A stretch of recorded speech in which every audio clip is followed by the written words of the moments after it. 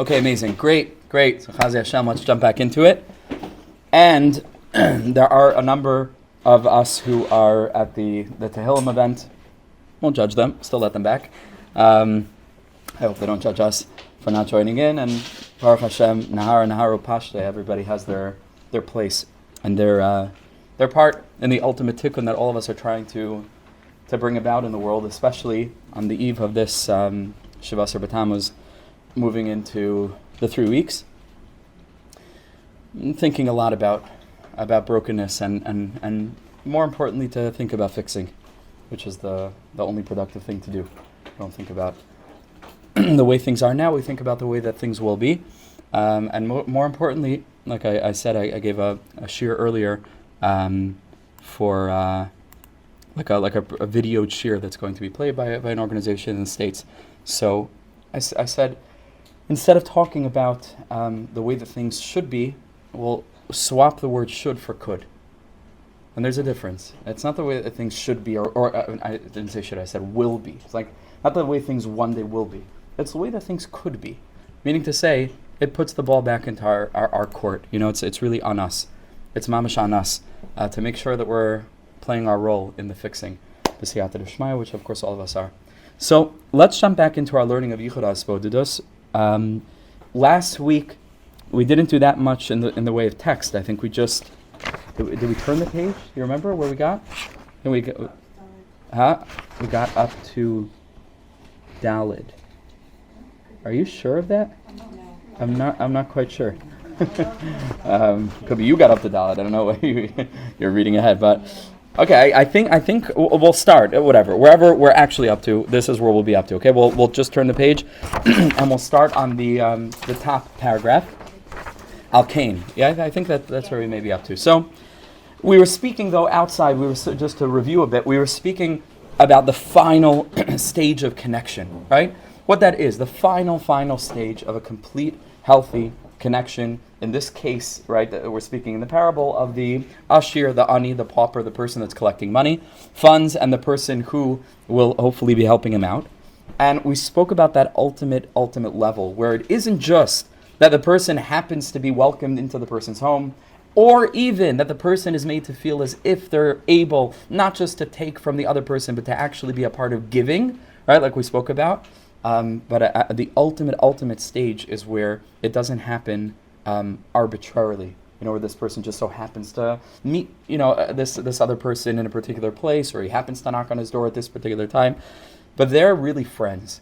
Right, and it takes it out of the category we spoke before. It takes it out of the category then of tzedakah, right? And it becomes tzedakah is an element in this relationship. That's not really it, right? There's a relationship that's far beyond that, which means, in a word, there's a friendship, right? There's an actual feeling of care, concern for the other, where I think the way he put it, they'll invite one another, right? Or at least in this more specific dynamic, the ashir, the person who has the funds to give, will actually be inviting the ani to come and spend time with him. We gave the example of Rav Shlomo Cheshen and my family, and the special bond that we were zocheh to have and still have, and we'll have forever, with that very, very lofty, special soul.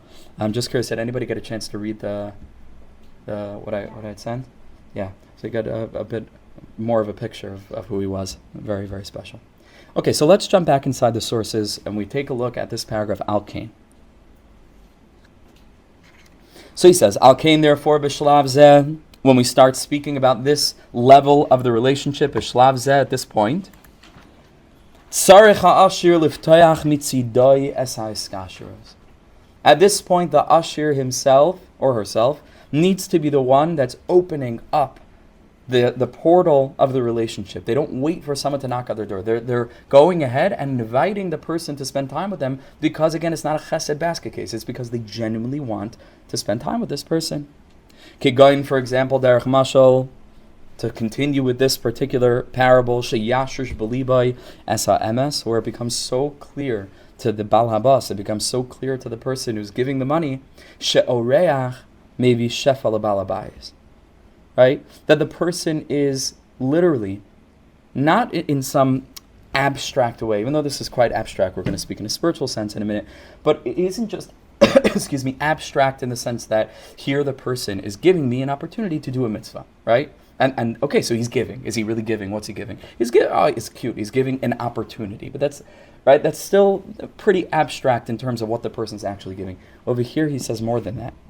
He says that there's a literal spiritual channel that opens into a person's home when a person has guests. Like there's literally a dynamic shift in the person's life, what he calls shefa. The shefa is a notoriously difficult word to translate. The fancy English word for it is the word effluence. E-F-F, I think, L-U-E-N-C-E. Effluence is a very fancy word, but it just means a less fancy word is bounty or sustenance, shefa, right? Like a flow of life force, energy. The oreach, the guest, maybe shefa lebal habayis, actually causes for there to be a shift in the dynamic of the life force that was previously in this person's life, in this person's home, in all the different ways that it manifests itself as health, as parnasa, as Yichud HaHisbodedus, mental health, clarity, etc. And when this person is hosted, the oreach, and take a look at the brackets here, the oreach becomes, if you take a look at the Hebrew word oreach, aleph vav resh ches. So the Zohar Kadosh and the Mekubalim say, split that word into two words. It becomes not oreach, but or ches. Or ches, which means the spiritual light of the letter ches. Dahainu, which is, without getting into the whole depth of this now, or shalamala me'ateva.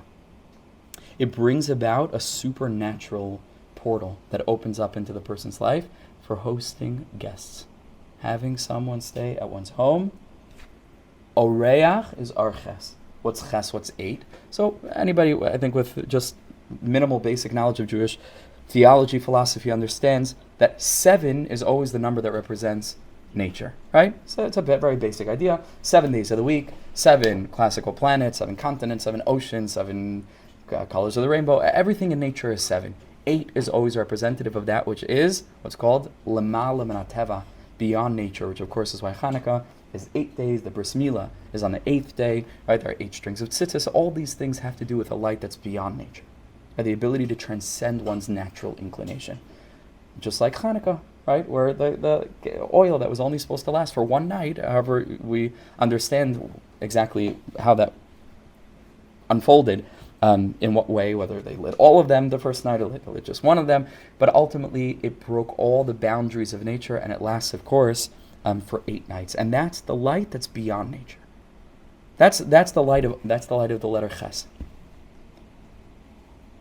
And so he says over here, he gets a little bit into some other things, but ultimately, just take a look, skip a couple of lines, straight from the word of the Baal Shem Tov. It starts with the quotation marks. The Baal Shem Tov, Akadosh, the Holy Baal Shem Tov writes, Oreach, a guest, Oisios, has the letters Or Ches. V'zehu, and this is the light, what's called in Kabbalah, the light of Bina. There's a light that's called Bina, right? There's a stage, there's a spiritual manifestation, there's a reflection of Hashem's all-encompassing light that's called Bina. Women are very connected, of course. They have Bina Yisera, right? Is the meat of women. Women are supernatural in many ways, right? Mothers particularly. This is the inyan of Bina. Because ultimately, if you start from the lowest of the 10 midos, or otherwise called the 10 sephiros, some of us may have heard of, we haven't really discussed them so much in the context of this series of shiurim, but I've mentioned them very often in the past in books and in shiurim. So if you count these sephiros, these midos from the bottom, so you start with Malchus, goes up to Yesod, Hod, Netzach, Tiferes, Gevura, Chesed, so that's 7, and then the 8th is Bina. Right? So the 8th is from the last is Bina. That means to say that the lower 7 midos, from Chesed down to Malchus, without getting into the depth of this, is nature, and then the one above it is Bina. Olam Chesed Yibaneh. It's a pasuk that many of us are familiar with. What does it mean? God created the world out of a goodwill in his heart, kaviyachal, to give. Now, the world is created out of kindness, and it's created for kindness. For one to be kind to the other, to find a way of expanding life force, shefa, in the world. That's literally what we're here for. That's what it means to be at Tzelem Elokim, to find a way to be a channel for life, chas v'shalom, not to be closing it up, right? And we have that opportunity, we have that option, right? We're able to give, to find a way to give, in some form, in some sense, to channel the midah of chesed. Olam chesed yibane. But ultimately that means that the world, which is the world of nature, is mushrash, it's founded on the concept of chesed, sure, but yibaneh, if you think about it, is the future tense of the word constructed, right? Livnot means to build, right? A boneh is a builder. Yibaneh, right, means will be built. So fascinatingly enough, if the world as it is constructed is rooted in the futuristic element of being, will be built, which is the word yibaneh. So how amazing, if you restructure the letters Yibaneh, what word do you get? Bina, right? Bina. Bina is Yibaneh, right? Because Bina is one beyond nature. It's not nature, right? It's the place where nature is rooted in and ultimately fragments down into the 7 lower midos. The Bina is also called the womb, right? Where everything sort of develops, but it's developing in all different ways, and the hands are developing, and the legs are developing of the fetus, but it's still taking place within the womb of the mother, right? And so in that sense, it's still a unified realm, but it's the earliest root where things are starting to fragment and things are beginning to separate until you come down into the world of separation, which is a world, of course, of 7 days, each of which is a completely different thing, completely different creation, and we have a world of separation. Our job is to see all of the separation as just being different ways of reflecting the one, right? And in so doing, we unify all the spheros, we connect it back to the realm of the supernatural. That's called Emunah. Much more to say about all this. Be'ezer Hashem. Hopefully be learning together for a very long time.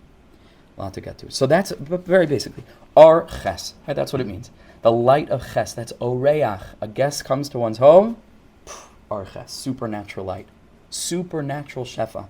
You should know that Rabbi Nachman of Breslov, who essentially we've been learning from this whole time, whether we mention his name or not, right? Because we're learning about HaHisbodedus, which is what he revealed to the world. So fascinatingly enough, to those who know a little bit the history, Rabbi Nachman actually wrote 3 foundational sefarim. He wrote 3 sefarim. Now he's not known for having written 3 sefarim. He's really known for having written 1 sefer, which of course is Likutei Maharan. That's the fundamental collection of his teachings. Lesser known is the fact that he actually did write 2 other sefarim that were published. One of which is Sipurei Maisios, right? That's of course his stories. The Lost Princess, of course, being the first of the stories and incredible stories. And then before his bar mitzvah, he wrote a sefer called Sefer Amidos. Sefer Amidos is just a collection of one-liners, one-line ideas under many, many, many different themes spanning the entire Aleph base. So from the very beginning, Emunah, Ava, Av, all these different topics with one-liners collected from the whole corpus of Chazal, Nigla Nister, that he wrote before he was bar mitzvah. He said that that sefer made him into a Jew. Just collecting all of these ideas. And the way that he found these ideas is remarkable because they're not just, carbon copied out of the page. He's learning the Gemara and he saw a thing that fits under this theme and he started, that's not what he did. His genius of being able to intuit what Chazal were actually saying in ways that other people didn't know, like where to get this from. He didn't write sources or anything. He was just saying the wildest things, the most incredibly deep things. If you take a look at Sefer Amidas, also called Sefer Aleph Beis for this reason, because it's divided under themes that are from Aleph all the way to Taf. So to look into psukim and to see because of connections between words and different elements, like a brand new revelation, a brand new idea. Reb Tzadok HaKohen Lublin, some of us may have heard of one of the greatest Hasidic masters, a student of the Ishbitzer. Fascinating story on his own, Reb Tzadok, how he came to Hasidus. He didn't start off that way. He was a goyin, like a huge Talmud Chacham, huge genius, scholar.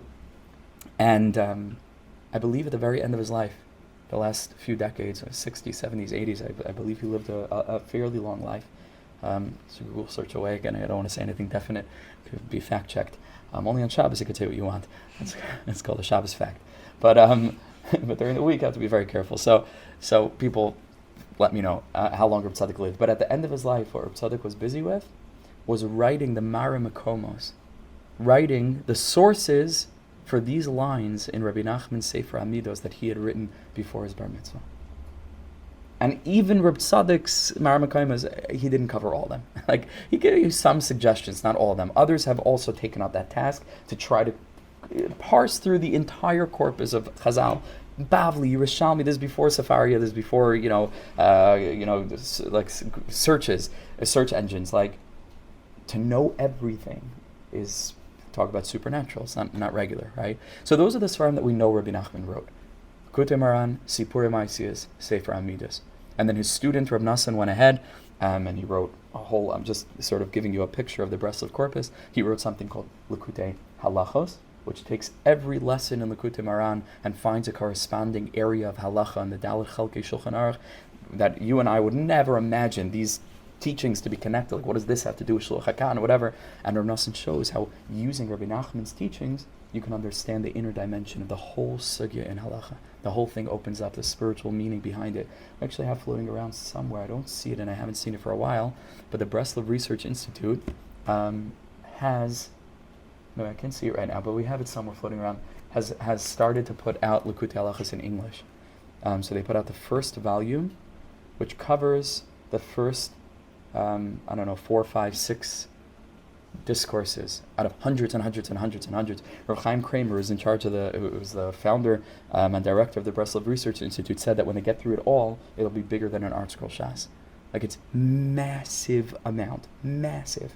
It's an incredible work, like beyond. So that's Likutei Halachos. Reb Nassan wrote Likutei Tfilos, where he takes every lesson in Likutei Moharan and turns it into a prayer to say. So there's only one other sefer of Torah knowledge that has a book of Tefillah appended to it. And of course, Lavdal, that would be the Torah, right? Which has Sefer Tehillim, which is written in 5 Sfarim, connected to 5 Chamishuchim Shetar. There's no other Jewish sefer that's been turned into a Tefillah other than Likutei Moharan and Likutei Tfilos. And then I can't mention it even in the same paragraph or speech. But humbly, my tiny sefer, the story of our lives on the Lost Princess. So I also went and I followed that path of Reb Nassan, and I sort of wrote little tefillos for each of the chapters. But Likutei Moharan, Likutei Tfilos, that's another sefer that he wrote, taking all the lessons, turning them into tefillos. He wrote Likutei Eitzos, combing through the whole sefer Likutei Moharan and extracting practical advice. He wrote Kitzur Likutei Moharan, where he summarized the whole sefer. So this is the Breslov corpus, essentially.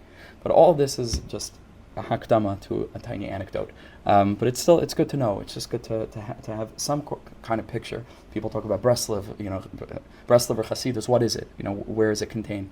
That's pretty much the whole Breslov corpus. Then obviously there are generations of commentaries and so on. But that's the ikr. That's the foundation of it. So these are the Sfarim that we know that Rabbi Nachman wrote. But interestingly enough, Likutei Moharan itself was one of 3 Sfarim. But the other 2 we don't have. The other 2 are not extant. One of them, the highest of them, is called the Sefer HaNignaz, which was the hidden sefer that nobody saw. Rabbi Nachman channeled these teachings down, he wrote it on his own, and he hid it away. It's somewhere in this world, just don't know, but nobody knows where it is. Rabbi Nachman said that when Mashiach comes, he'll teach that sefer. He'll reveal the secrets of the Sefer HaNignaz. But it's somewhere here, hidden, concealed. And then Rabbi Nachman wrote the middle sefer. He said about Likutei Moharan, if anybody knows, if you know a little bit Likutei Moharan, you think it's wild. Rabbi Nachman said that Likutei Moharan is the lowest form that he could get these teachings. Like, it's and it's an exalted sefer, secrets. That Rabbi Nachman said if Likutei Moharan would have been revealed at the time of the Zohar, it would have been Chiddush. Like unbelievable giluyim of Torah. Like, it doesn't exist. He was something else, absolutely something else. Supernatural, mamish. So he wrote a middle sefer between the Sefer HaNignaz and the Likutei Moharan that's called the Sefer HaNisraf, the burnt sefer. It's very, very difficult to understand. But Rabbi Nachman had Reb Nassan, who was his primary disciple, transcribe the whole Sefer HaNignaz. The Sefer HaNisraf, meaning Rabbi Nachman had it in his mind, or maybe he had it in a notebook, and he had Reb Nassan copy the text. And Reb Nassan, again, this is the person who wrote the 8-volume Likutei Halachos. His whole entire life, he learned the whole Shulchan Aruch 8 times. It itself is a massive, massive work. Mastered it. The translation of whose Sfarim is going to be bigger than the Art Scroll Shas, etc. Reb Nassan, like that level intellect, that level Talmud Chacham, remarked as he was writing down the Sefer HaNisraf, the burnt sefer, which I'll explain why it's burnt in a minute. He said he said to Rabbi Nachman, he said, I don't understand what I'm writing. Rabbi Nachman laughed, and he said, you don't understand what you don't understand. How you don't understand. You don't understand how little you understand of what you're writing. And that was the sefer Nisraf. That's the middle level. Forget about the sefer Nignaz, the hidden sefer, something else. So what was this burnt sefer? So Rabbi Nachman had the sefer written, and he intended to publish it. He intended to reveal it to the world. I don't know how many people would understand it, obviously, but that it should be there. And ultimately, there was a certain gezerah. Rabbi Nachman felt that there was a certain heavenly challenge against him from the Satan on the other side, the forces of concealment, and Rabbi Nachman felt it was because of this sefer that he was revealing too much, and he had it burnt, along with many of his other writings. This was different stages. One was right before he was nifter. The last thing he did come out, he gave the key to his chests to one of his close talmidim, and he sent him running back to his house. It burn everything. Hard to understand. But he had all of his writings burnt, and among them was, at least at some point in his life, I can't remember if it was at the end or somewhere in the middle, was the sefer HaNisraf. The point is that Reb Nosson said that he only remembered and understood one thing from the sefer HaNisraf. There's only one thing that Reb Nosson said he remembered from this holy work, this holy sefer, and that was the greatness of the mitzvah of Hachnosas Archim, of hosting guests. So it's the only thing we know from the whole Sefer HaNisraf was the unimaginable greatness of hosting people in our home. Hosting people in our home. That mitzvah, that sometimes we sort of do, like if we're pressured to or whatever, but to be people whose homes are open. People who are ready to like Avram Avinu, sort of go out and look for guests. That was the one thing he was able to remember. So it's just, in Breslov, it's a big thing. Like if this was passed down to us from this sefer, it's the only thing we remember. It must be pretty strong. And now you can understand a little bit more when you look at the depth of this from the Baal Shem, to go back inside. Oreach oisius arches, because it's channeling the light of Bina. It's channeling the primordial light of the supernatural. Shu midah shminas mitata leila, again, which is the 8th midah from the bottom of the midos up. Shemisham Karkola Iris, which, like we said before, it's the womb. It's the place where all of the lights come from, where all of the everything comes from that place. It's the source. Right? Anything that's going to be birthed into the world comes from Yibana, as the same letters as Bina, comes from that place. All of the hashpaos and the Yeshuas, all salvation, all healing certainly comes from that place. All tshuva comes from that place. And it's not a shir now in Bina, but all of that is rooted in this place of Bina, healing, tshuva, freedom, all connected to this, to that light of Bina. Mikar kala brachas, the source for all blessing. The source for all blessing. Okay, Mizbarer, let's skip a little bit. Mizbarer, so now it becomes clearer. La'asher shebe'etzem hayachaser, that it's not just, you don't wait around, like we said, to wait until a guest comes, but a person who appreciates what a guest is, which I think, let's come down from the Kabbalistic perches, just very practically, a person who understands what a friend is, right? Because that's essentially what we're talking about. We're not talking about a random stranger. We're talking about what human connection is. And I like to sometimes remind myself and ourselves that as much as we speak esoterica, we could speak about Kabbalistic ideas and the metaphysical realms, all of which I believe in, all of which I think is maybe far more real than anything that we experience here. Just like the code, that becomes WhatsApp, is far more real in the code than it is in the front end. We're sort of seeing a manifestation of it, but it's far more real there. This is not the real play. This is the simulation, right? The code is up there. That's the real realm. Just so happens, parenthetically, that today everybody's talking about the simulation. Everybody today. Certainly, people in quantum physics and in that realm are really seeing, through experimentation, that we're literally living in a video game. But this is common today, that everybody's coming to realize, especially they're saying like this season of USA is crazy. Like it's like a game. It's like a game show. It's like a video game. It's wild. It's like a TV show. So everybody's coming to realize that. Yiddishkeit also agrees. Everybody knows we're in a simulation. That's basics. Right? Vis-a-vis the real reality. So the difference is with us, right? At least some of us, hopefully all of us, Bez Hashem, we know what the code is. Like we actually know the code, and we're ready, willing, and able to introduce anybody to the code, to understand like why it's been coded this way, or why nature and the inner or the dynamics rather of societies, of families, of human relationships, of like I said, societies, etc. History, why it unfolds the way it unfolds, why it works the way it works, and it all goes back to the system of the spheres. I think the world is waiting for us to bring them a message, which I mentioned in the past. So like Hashem is really bringing the world closer and closer and closer to the kind of mentality that is amenable to many of the ideas. I think amenable is a word. I made that up. Huh? Is amenable a word? Yeah? I'm just going to ask you what that means. Yeah, no, I don't even know. I think I've just made it up. Sounded good. I don't know. I have to Google it. It is a word, yeah? Amenable means, I can ask you now because then she said it's a word. Amenable, I think in alignment with or open to, right? Meaning capable of engaging with. Like at this point, I think that secular society has gotten to a point. This is a sheer for another time. It's just a lot of stuff I want to say, and no time. It's good. It's good. Hashem's running His world perfectly. Everything's falling apart. It's perfect. It's exactly what needs to happen now. It's called postmodernism. It's great. It's great. Everything's falling apart. And only then will we be able to build what needs to be built. Because that's not happened yet, as far as I'm aware or concerned. It just hasn't happened yet. There's nothing that I can point to in this world, not in the frum world, not in the Jewish world, certainly not in the secular world, where I can say, that's it. Hasn't happened yet. At least not for me. And I've mentioned this in the past. This is not it. Right? We have to build a new dimension, a new thing, a Yiddishkeit.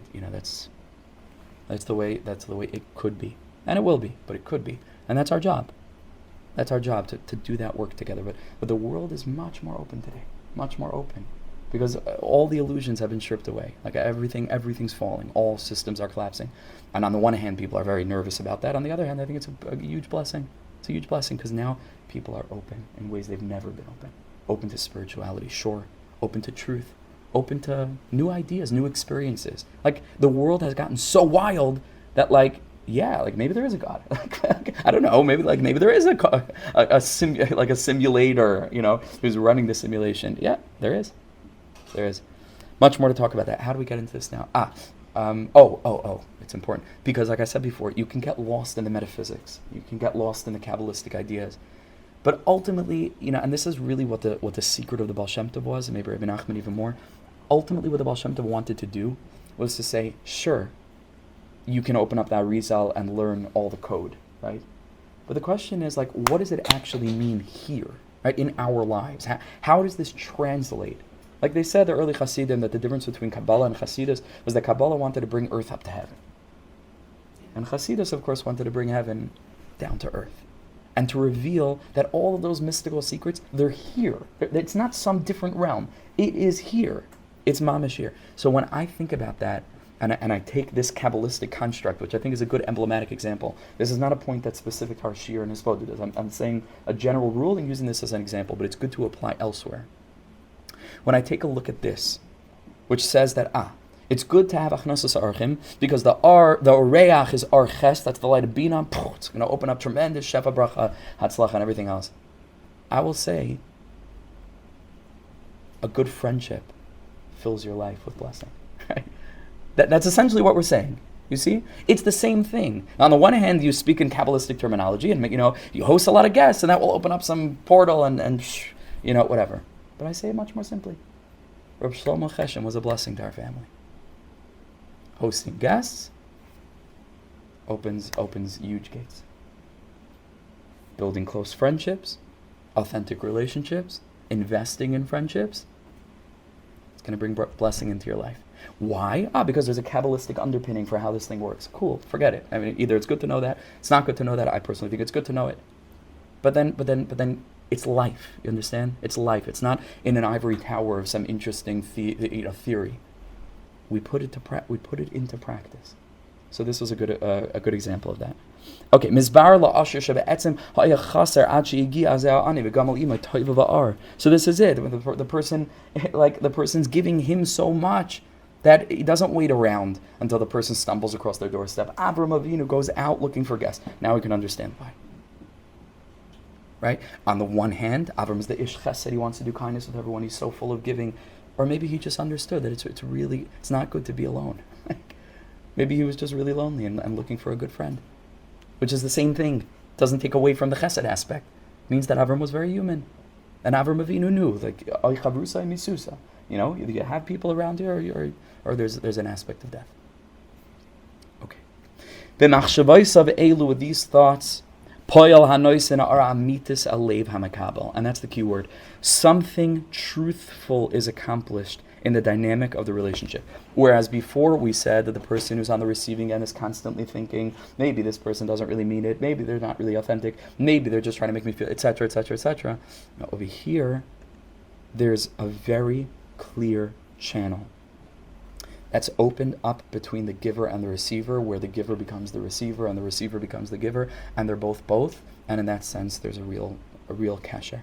Because before we got to this level, when they still have what we called an external bond, there was a relationship, but it's external. Right? He always has this niggling suspicion in the back of his mind that maybe, like, he's not actually welcome, like, not really welcome. Maybe his presence isn't really deeply appreciated, and he's always going to be thinking that way.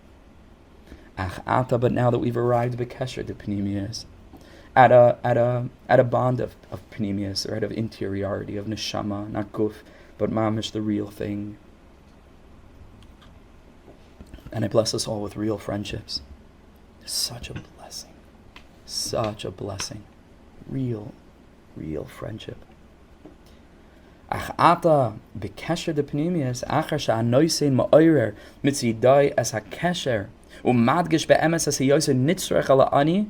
After the giver was the one that sort of activated this relationship and invited the person to his house, it's clear to the person, wow, okay, I get it. Now, will there be some kind of really insecure ani who gets invited and still thinks that the only reason he's invited is because he's like there are people like that. What can you do? Right? But most people will actually at some point come around to realizing that it's okay. I'm actually of value. The person actually really wants me here. It's an actual friendship. Right? So that's it. Right? What we call the self-confidence, the self-worth of the receiver has been built up to the point where they realize, wow, it's a different category. I'm not just like leeching from this person. This is an authentic friendship. Rak mikoyach kach, says Rav Kluger, it's only when a person comes to this realization, through this dynamic, yuchal makabel la'avar el hashlav hasheni, where the receiver can sort of cross over to the next stage, which is l'daber mipnimius hevali b'diburim pnimiyim shel kesher amite elav, where the one on the receiving end can really open up his heart and start to speak about what's paining him and what's going on, and sharing things that now he feels comfortable sharing, because he didn't want to be a burden before, but now he realizes he's not a burden. On the contrary, his friendship and his burdening, so to speak, someone else with his friendship is the greatest unburdening. Is that right? It's the greatest gift. And he would feel the same way if the usher will then open up and start to tell him all the things that he's dealing with. And what a great thing for two human beings to be open. It's the one thing that today is missing more than anything else. This word vulnerability, particularly in the firm world. I hate to say it, but it's so true. People are just not vulnerable anymore. Everybody has a facade. People just don't know how to open up. They're afraid. Because what's going to happen? Shidduchim, what's going to happen this one? And this, how are they going to view me? Shtuyot. It's all stupid. Stupidity, you'll forgive my it's shtuyot. Because Chosama Shal HaKadosh Baruch Hu emes. The seal of Hashem is emes. So if we're trying to build a society that's supposed to be saturated with the light of Hashem, as we're now coming to understand Him, which is a completely different understanding of Hashem maybe than some of us grew up with, but or if we had one at all, then how are we going to do that without emes? How are we going to do that without real authenticity? really showing up for other people, but really being open, transparent, honest, real, just really real.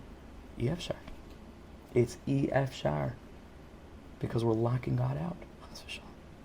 So everything looks good on paper, and all the kids are matching outfits, and everything is perfect and picture perfect. What a chaval! Because then, chas v'shalom, we're not channeling the light of Chesam Mishal Kadosh Baruch Hu Emes. So what's so beautiful today is that Hashem is running the world so wonderfully and perfectly that there's so much mental health issues in the community, right? Which on the one hand is so terrible, on the other hand is a blessing, because now, not as a religious value, which is what it really is, not as a religious value, but as part of a healing journey, people are being forced, to confront the real stuff. People are being forced to actually deal with, the issues, one way or another. And there's healing there. And what's so fascinating is that I don't think the gap between spirituality and mental health healing is as wide as some may make it. Now, some people say, rabbis, and people, with mental health degrees are the mental health professionals, and never the twain shall meet. And I think that a really good therapist is like a bit of a rabbi, and a really good rabbi is also a bit of a therapist. And there's a lot of overlap, because at the end of the day, people are looking for a relationship with something real. Like, that's what people are looking for. To the degree that they don't have it, there's both spiritual issues and mental health issues. And to the degree that they find it, it opens up not just the avenues of healing in the space of emotional well-being, but also spiritual well-being. I think these two things are intertwined. So Hashem knows what He's doing. He's pushing us into healing. Now the pushing doesn't feel good. It's a lot of, pain, a lot of pain. But it's a tunnel. It's not a wall. It's dark. It's a tunnel. That's why it's dark. But it's passing us to a new birth. Mamish, a new birth. A new birth. Now we have to find the humility to open up to it and to accept it. It's another thing that we're missing a little bit. Humility and vulnerability. These two things go together. Humility and vulnerability. If we can onboard some of that, be a different world. I really mean that. It would be a different world, not just a different community, because we would be activated in such a way where we would be at the forefront. End rant. Okay, now going back inside. Where were we? So this is what we're speaking about, right? Vulnerability. Ledaber mipnimius heva libo diburim pnimiyim. Shall kesher amiti a love. These people can open up one to the other. Sharei hanoisein roitzebav sameach la'avroi. The gamu niskak a love. He doesn't feel like he's a burden. He feels like, wow, this guy genuinely likes spending time with me, right? This is a real thing, and he needs me. Like I'm taking as much as I'm giving. I'm giving as much as I'm taking. Margish biyoser shashvachim sha'ata mashbi'a hanoisein a love. So now all the compliments and now all the kind words, like, oh, it's so great that you came, like, now it's for real. Like, now he actually feels that way. It wasn't just stam to make him feel good. Now they've gotten to a place of a real connection. If you remember, we had mentioned in the context of Shmona Esrei, right? We said from the Ari HaKadosh that the first three brachos of Shmona Esrei are the aspect of Kesher Dechitzonius, right? It's the aspect of sort of like we're easing our way into it, but the bond isn't really there yet, and we're praising Hashem, and we're praised in the process because we're a part of that. We're giving, we're taking, but we're not quite. We're sort of on the threshold in the beginning of Shmona Esrei. Now take a look at the brackets on the top of the second column. B'kasav on page Chafei, B'kasav Arizal, and the Heilige Ari HaKadosh writes, Shekesher yoyser pnim hizeh, that this more fundamental and internal connection, nifal b'yud beis brachos and sa'us. Shmona Esrei. That takes place in the 12 brachos in the middle of Shmona Esrei. There's such a great clarity of the connection that exists here between the ultimate giver, the infinite one, the coder, and us. Shemales kol mahusa meremim kol pratu prat b'chayev, where we feel comfortable, not just sort of standing there in the presence of God, where we're praising Hashem, etc. But it's like, wow, if the relationship is made out of this, right, and it's this real, so then we can move into Rafeinu Hashem v'nirafeh, Baruch Aleinu, right? We can move into the details of all the different things that we need. We feel comfortable doing that because we're not a burden. We're not a burden to Hashem. Hashem is so ecstatic, that we came to spend time with Him, and He's getting as much out of this as we are. Kiviyachol. We're going to talk about that now. Keep in mind, all of what we've learned in this regard is still in the mashal. Right? We haven't actually found the way of sort of translating this back into the actual dynamic of Hisbodedus. Now we're sort of taking a very deep dive into interpersonal relationships and dynamics. Now we're going to find a way to apply that. It's this week, or probably we'll carry on with it next week. Mikan magia bechinas. Continuing back in the brackets. Lachein mifartim az kol pratu prat me'achayim. We start to elucidate. We start to, not the word I'm looking for. Words today. Start to enunciate is a similar word, but that's also not the word I'm looking for. Anyway, do we start to isolate and focus on each and every detail of our lives? Das, that our intellect should be clear and strong. Tshuva, that we should return to our deepest selves in Hashem. Slicha, that we should be able to really feel wiped clean so we can start a new beginning. Geula, we should be freed, redeemed. Refuah, we should be healed in every way. Parnasa, right, that we should be able to have financial well-being. Kinasa kol prat miroimim al yedei ha'ar hanoisen al mekabel, because now it becomes clear that it's a whole different thing. It's a whole different thing. Mikan magia bechinas yichud shalim. This is the final stage. The stage is now set.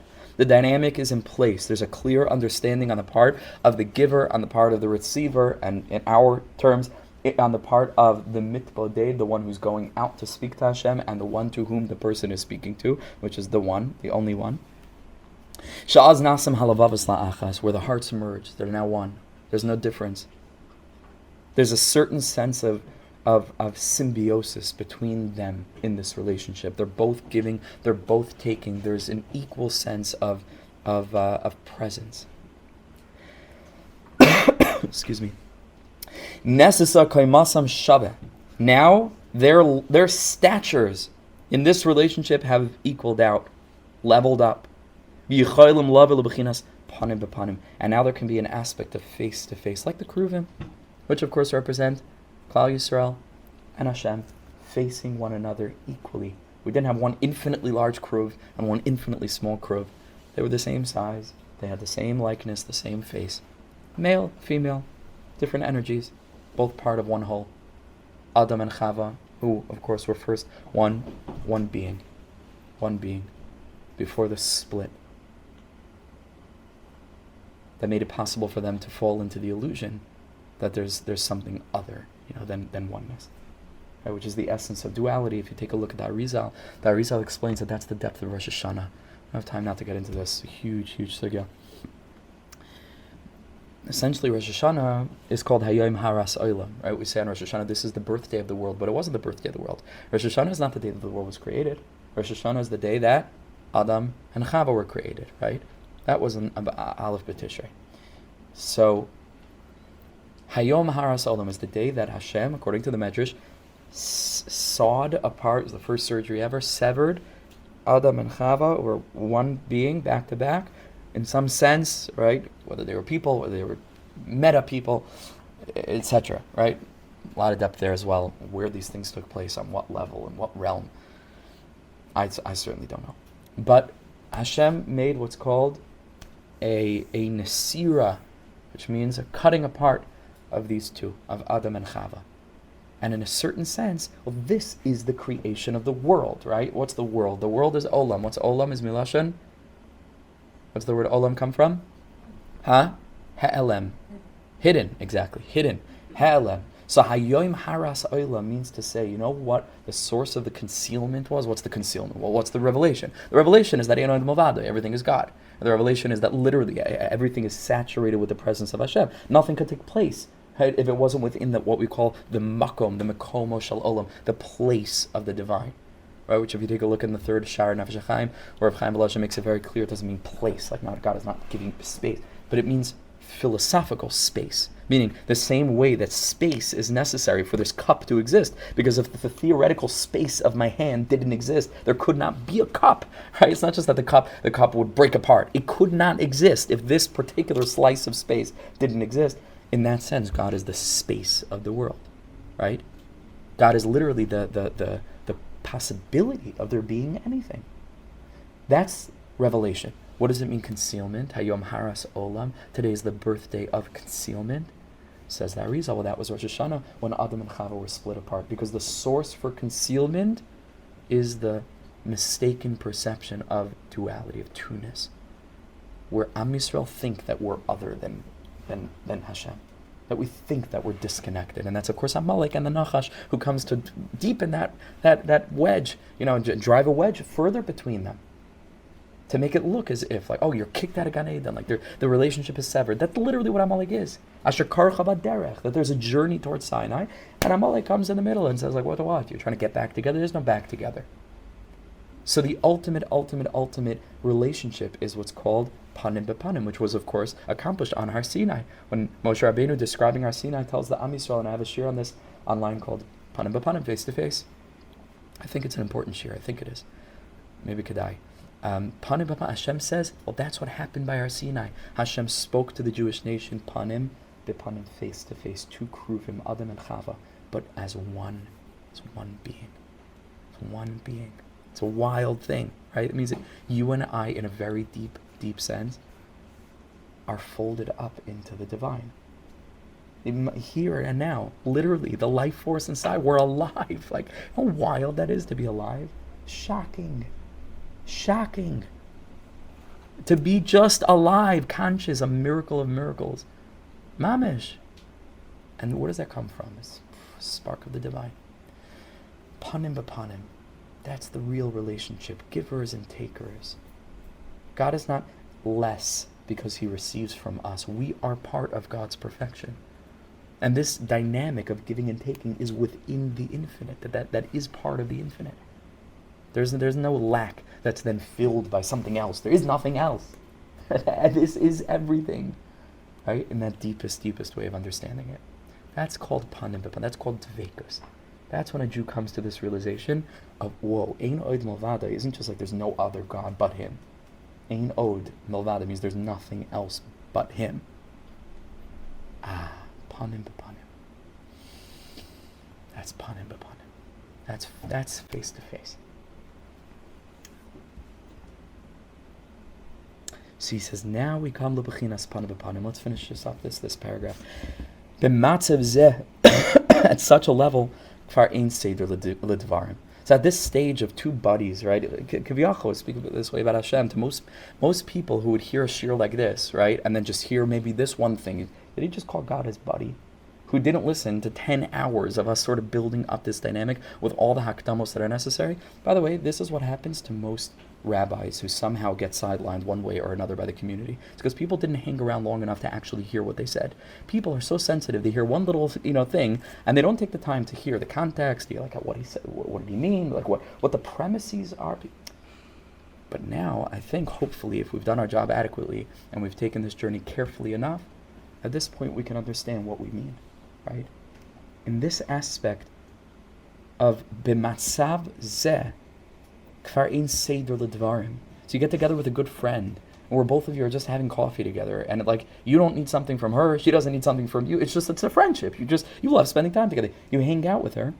So ein seder l'dvarim. At this point, there's no like order. There's no protocol. Mi poseach rishon. Who says something first? Who speaks first? There's no first. There's just a friendship. The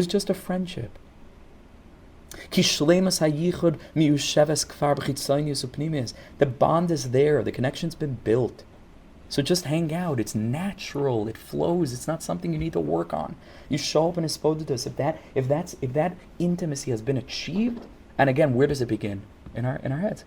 It begins with us learning this kind of information. It begins with us clarifying our vision of what Hashem is, what He isn't, how He views us, what we are to Him, etc., etc. Once we have done that adequately, and we step into Hisbodedus, it should flow, right? Meaning, it should just be like your best friend, spending time together. And where is Hashem? Oh, He's invisible. People ask, where can I find Hashem? What do you mean, where can I find Hashem? Where can you find anything else? Where can you find anything else? Ein oid milvada. You're surrounded by Him. You're in Him. You're subsumed by His presence. I know it takes a long time to get our minds around that, but once we do, in the healthy perception, I know it sounds cliche, we're swimming in love. I know it sounds crazy cliche. That is what we're swimming in. The whole thing, olam chesed yibana. It doesn't feel like that all the time. We have to work on these hashkafos. We have to work on them. This was what the Baal Shem Tov was revealing to us. Very few people understood him. Very, very few. Even fewer understood Rabbi Nachman. Even fewer understood Reb Kook. Even fewer, and we can go down and down and down and down and down and down. Very, very few people get this. But the people who get it are the future healers of humanity. Not just like the future healer. Like mamish at the forefront of being able to bring the message that we were supposed to bring the world for 2,000 years, but they never let us. Today they're open. And they're open, and we're running in some other direction for reasons that are completely beyond me. This is it. This is what we're able to live and breathe and feel. And you enter into that experience. This is the bond that's been built. This is called, when we go back, let's go back to Shemona Esrei, first 3 brachos, 12 brachos in the middle, and then you go, so my math is not so great, but that's 12, 13, 14, 15, good. So I'm not quite sure. Anyway, there's some brachas that are left out. But he says ultimately you get to sim shalom at the very end. That's what it is. Because the word shalom, of course, means peace. But it's also, at its root, what's the root of the word shalom? The shin lamed mem means shalem, means complete. Now that's what peace is. Peace is when you take the pieces, right, of Adam and Chava, so to speak, and all other aspects of duality, and you put them back together like Humpty Dumpty. And in that sense, you have peace. It means you have wholeness. And that's why I just want to bring this up. There's so much to say. I don't know, for some reason I'm much more, I don't know, it's been an interesting couple of days. But if anybody thinks that there's going to be some kind of political settlement in Eretz Yisrael, and that will be peace, there's no such thing. And if it is, it'll be the biggest tragedy in the world. If they somehow find a way to, 2 states, you'll do this, that. That's not called peace. Maybe that's called diplomacy. I don't even know if that. Peace is real peace. 2 people that are able to work out their stuff. And there's stuff. I'm sorry to break it to you. There's stuff. On both sides, there's stuff. There's a lot of trauma. There is a lot of it. And it's okay to say that. There is a lot of trauma on both sides. Doesn't mean that they're equal in their mentalities and in their natures and they're both valid and etc. I don't care. There's a lot of pain. And that will not go away unless we fundamentally alter our hashkafos vis-a-vis how we're going to navigate this. So peace means wholeness. That's what peace means. Shalom is shalem. It means integrated. It means homogeneous. It means real, real fitting together to be something bigger than was before. Not just 2 pieces that happen, to tolerate one another, even though I'll buy that. Shalom. So sim shalom is this intimacy. It's when the 2 parts blend so much one into the other that it's just one thing. No longer 2 identities. Total merging. And that's Sim Shalom, which comes at the end of Shemona Esrei. The first 3 brachos, just to review, is the aspect of Kesher Chitzonius, like we said, right? That's the external bond. Then we start, again, and this is Shemona Esrei. It's not even Hisbodedus yet. We'll speak about Hisbodedus, right? But of course, the whole sefer is about that, but now we're just introducing the ideas. That's the beginning of Shemona Esrei. And then you move into the details and you start thinking, it's deeper than that until you get to Sim Shalom. Sim Shalom, when most people are just trying to hurry up, it's the end of Shemona Esrei. No. Sim Shalom is where it's at. That, and again, to clarify, this itself is such a chiddush to most people. Most people don't think about davening like this. A spiritual experience, just tell me what the words mean and I'll be happy enough with that. Pirush Havilas, how many people even know what the words actually mean? So, like Ki'ilu, that's a madrega. That's kavana. What kavana? It's intimacy with God. It's a spiritual experience. It's supposed to be immersive spirituality. And it's like, don't get all hippie on me, Rabbi, What a hippie.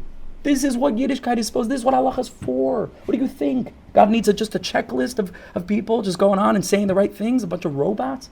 That's going to change the world? Out of your, not you, but someone out of the, I don't know, people are not thinking. Yiddishkeit is a rich, spiritual, immersive experience. That is what it is. It's not what theoretically someone could say. It is it. That is what halacha is. That is, and that's what Likutei Halachos is. That's what Rabbi Nassan is doing. He's taking the teachings in Likutei Moharan and showing how all these halachos, they're bursting with spiritual import. And that's what they're for. That's what Shabbos candles are for. That's what Shabbos is for, eating matzah, shaking lulav, Hanukkah candles. That's what it's for. It's a course in consciousness. And today we have it, it's a course in dogma. And nothing else. Because all we learn is how to do it, when to do it, where to do it, what to do. But the why is like it's maybe a bonus, it's like an interesting, some extracurricular thing that maybe you'll learn one day, and most likely not. And so people carry on just doing all the right stuff. And then we wonder why everything's falling apart. It's ridiculous. We have the body, we're missing the soul. We're missing the neshama. And it's so crucial to say this, and it's so crucial to hear it. If we can't be self-critical, we'll never grow. That goes back into the vulnerability thing. Heaven forbid someone should say one thing about the nature of the frum community, and chas v'shalom we should criticize. In the meantime, in front of our eyes, the whole thing's burning down, but we can't say chas v'shalom. And it goes back into the same cycle. No honesty, no humility. And when we're able to own both, then you can grow. It takes courage. And the people who have it, they don't stick around long because they're pushed out. They're pushed out. Or so few people actually care deeply enough about or understand enough about what they mean to say that they just ain't benim, so they just don't show up. They just don't show up. They don't care. They'll go to every shir in the world. But someone who's speaking this language, no one gets it.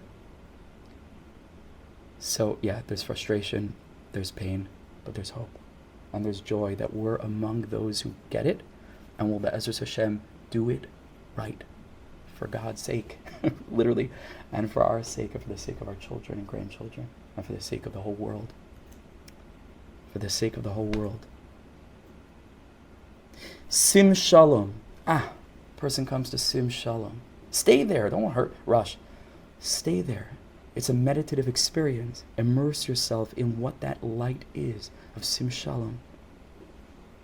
Yehudi margish deveikus kazos b'Hashem Yisbarach, where a person feels this cleaving, this bonding, this oneness with Hashem. We spoke before about the portals of blessing opening up. This is where it's at. This is where it is to be present in a moment like that.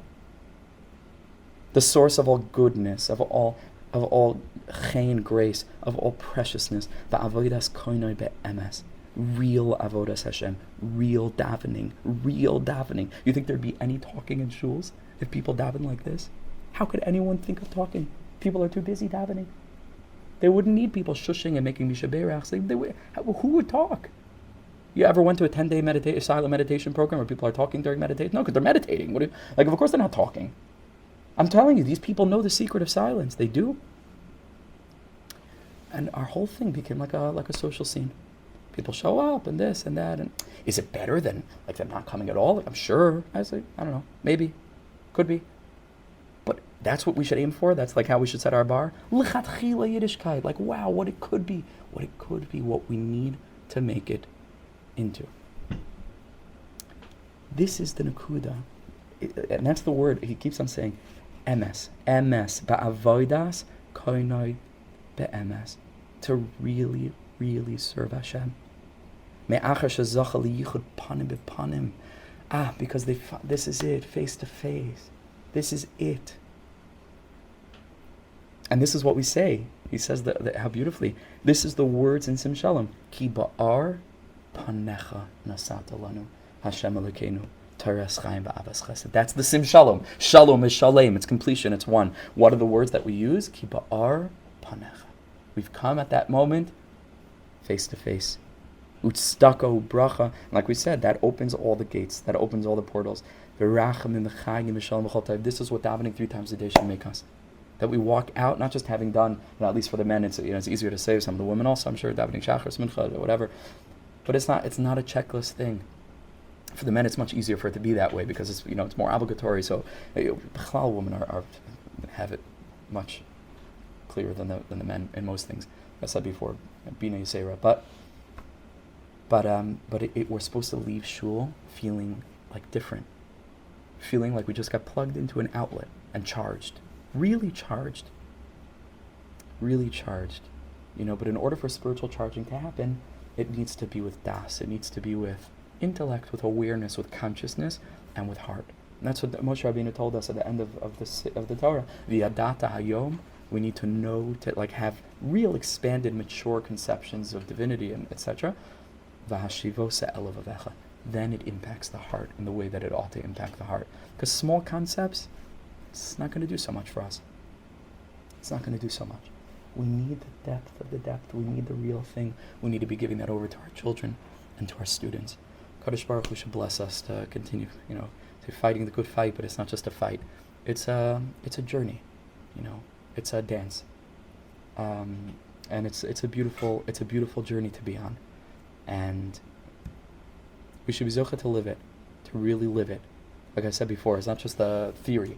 To bring it into practice. Next time we daven Shemona Esrei, I hope this for myself, because again, it's not easy. It's not just once you know it, you do it. It's hard, but knowing it is half the battle. Okay, amazing. Chazi Hashem. Thank you so much for joining, for coming. I'm going to open the floor for questions if anybody wants to ask, or comment or anything like that. How is that in Yeah. A tzimtzum. Tzimtzum means the contraction, right? Or from the perspective of us living within a realm where, on the one hand, everything is Hashem, like we said before. On the other hand, this is very real, right? This reality really exists. The answer to this question is very, very, very long.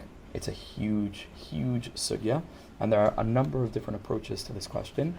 But al regal achas, just to say one thing, is that exactly, meaning the whole purpose of the tzimtzum, right, was to give us the bechira to choose creation or creator. When we have moments of clarity, in a sense, we're undoing the tzimtzum. That's exactly it. We're what's called being the yachid kudshabrichu shchinte. We're bringing a unification between the creator, right, and the transcendent aspect of Hashem, and the creation. And that's the work of Klal Yisrael, to piece by piece be misaking, rectify the physical world, making brachos on food. What do you think we're doing there? Oh, there's a tzimtzum, right? But in that sense, we're bringing Hashem back into the vacuum, like God is sort of coming to the other side of the curtain, and that's our job. Vacuum. What's that? That still means there's a vacuum. That's Maybe right. It could be rectified, but right now, how can Inon Levade and Simpson coexist? Because from the standpoint of the Baal Shem Tov, and this is a very, very, very crucial point. Listen very carefully to these words. Tzimtzum lo kipshuta. Right? That word, tzimtzum, that idea, is not to be taken at face value as if something actually happened. It's an illusion. It's a really, really good illusion, and it's impossible to break the illusion. Right? We live in that illusion. I have an identity. It's impossible for my identity to merge with whatever consciousness is in this table. Right? This table is a table. I'm a person. There's a thing. There are categories of difference that are actually differentiated and real. And we live like that. We live, for example, with the illusion of free choice. But from our standpoint, it's not an illusion. We actually choose, right? And no matter how much a person reminded to themselves that really it's not an illusion, and really, it doesn't help. Right? A person cannot. Is there a place where there is no free choice? Without a question. Free will is an illusion? In the utmost sense. In the utmost sense. utmost sense. Like I said, huge topic. I've written a lot about this, spoken a lot about it, and I'm happy to continue speaking about it, but it's not really for regal achas. But the point is, tzimtzum lo kipshuto, right? It's a one-way mirror. From our perspective, reality is reality. From Hashem's perspective, ein davar chotzitz. Our job is to undo this illusory tzimtzum by living in such a way where it's clear. And that's what the Psukim in Yeshayahu say, right? At the end of time, when Mashiach comes, umala aretz de'as Hashem, kamayim li'amachasim. It will be overtly and ultimately clear to everyone that God's presence fills the world like water covers the ocean bed. That's exactly what Mashiach means. That's exactly why there's such a deep connection between the unfolding Geula and the teachings of Pnimiyas HaTorah from the Baal Shem Tov and Rabbi Nachman and others, which I think we've mentioned in previous year, and these two things are correlated. And there's a reason for that, right? Because the more that Am Yisrael are exposed to these ways of thinking, the more we get ready for Geula, and the more we channel that energy into the world. So it's not that something objective changes, but it's that subjectively our ways of living change. Memela, the energy that we put out into the world changes, the energy that comes back in nature changes, and that's Mashiach. Okay? There's a lot more to talk about there, but I'll regular class. Yeah. Just to include on that question. Yeah, sure. When someone does a virus, technically, then they're dropping Madriga. How is that supposed to come back to them? Again, from our perspective, there's a very important Torah from the Ishbitzer, and again, I all this I've spoken about at length, and this really requires a lot more time than we have now. But just one tiny thing, the Ishbitzer Rebbe says that the famous vision of Yaakov Avinu's ladder,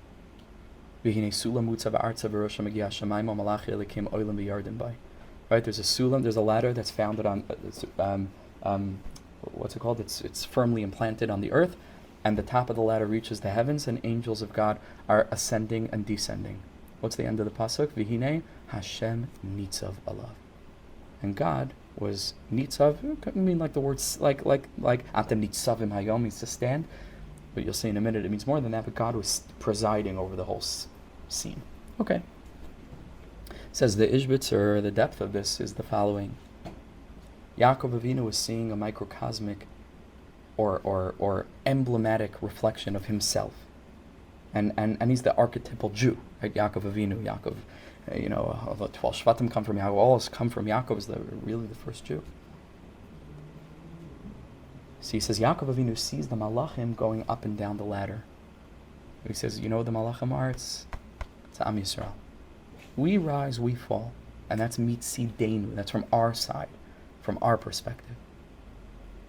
But the word mitzav, says the Ishbitzer, is like the word matseva. What's a matseva?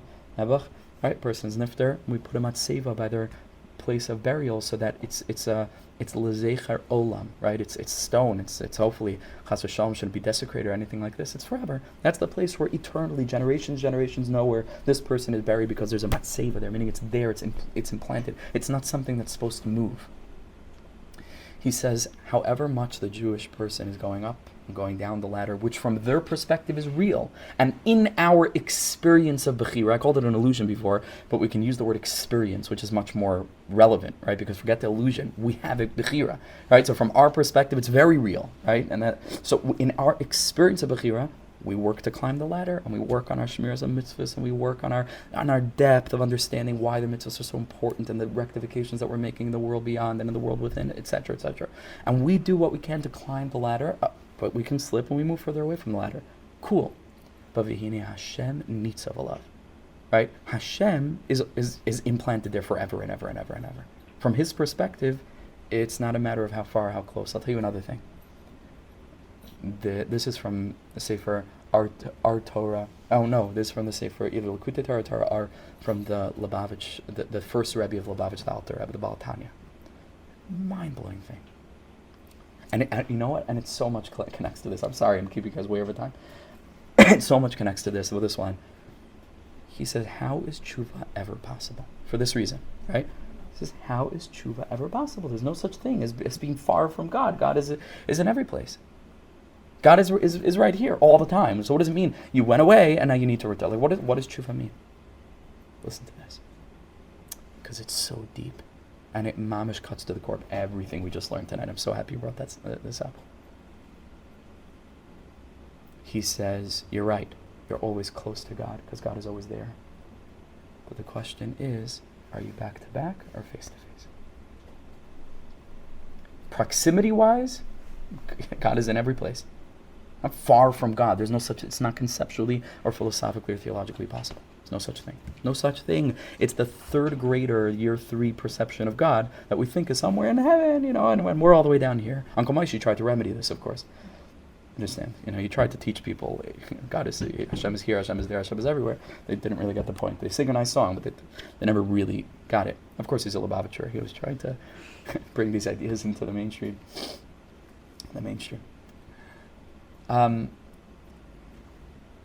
Yeah. So God is close. Tshuva is simply, says the Baal Tanya, you don't have to take a big journey up to the top of a mountain. Tshuva is so beautiful. Tshuva is turning around. Tshuva is turning to face what is already there. Whole different perspective, whole different understanding. Something else. So I hope that answers the question. But these are very deep ideas. These are huge sugyas. Whole books, many whole books, big books have been written on these topics, and really requires much more work. If anybody's interested, we've spoken a lot about all this in the Shabbos series.